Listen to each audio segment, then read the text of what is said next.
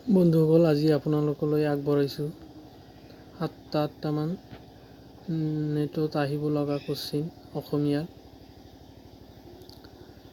কোনজন অসমীয়া ব্যক্তিৰ ভংগৰ ৰজা ৰামমোহন ৰায়ৰ সৈতে তুলনা কৰা হয়?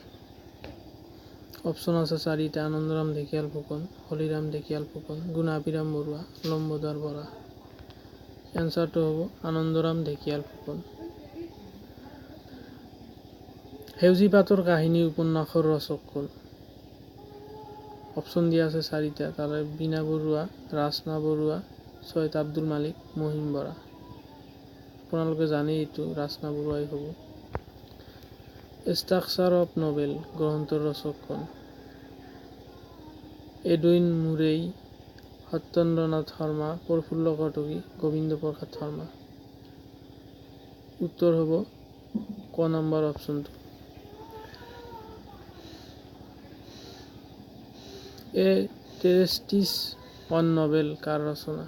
Robert Liddell, George Eliot, Edwin Muir, Matthew Arnold. Robert Liddell. প্ৰীতিৰ উপহাৰ উপন্যাসৰ ৰচক কোন? মোহাম্মদ পিয়াৰ, কাঞ্চন বৰুৱা, বীণা বৰুৱা, বীৰেন্দ্ৰ কুমাৰ ভট্টাচাৰ্য। উত্তৰ হ'ব মোহাম্মদ পিয়াৰ। তলৰ কোনখন উপন্যাস মোহাম্মদ পিয়াৰৰ ৰচনা নহয়? মৰহা পাপৰি, হেৰুৱা স্বৰ্গ, হেৰুৱা দিগন্তৰ মায়া। হেৰুৱা দিগন্তৰ মায়া এইটোৱে নহয়। প্ৰাণৰ পৰশ উপন্যাসৰ ৰচক কোন? মোহাম্মদ পিয়াৰ, প্ৰেম নাৰায়ণ দত্ত, দণ্ডিনাথ কলিতা, বীৰেন্দ্ৰ কুমাৰ ভট্টাচাৰ্য। প্ৰেম নাৰায়ণ দত্ত। তলৰ কোনখন উপন্যাস প্ৰেম নাৰায়ণ দত্তৰ ৰচনা নহয়?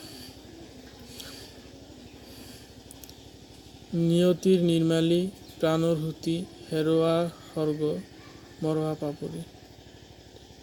হেৰুৱা স্বৰ্গ। ঠিক আছে বন্ধুসকল, আজি এইকেইটাই আলোচনা কৰিলোঁ। নেক্সটত আৰু বেছিকৈ আলোচনা কৰিম। আপোনালোকে মোৰ ইউটিউব চেনেলটো ছাবস্ক্ৰাইব কৰিব আৰু কাষত থকা ঘণ্টা বুটামটো বজাই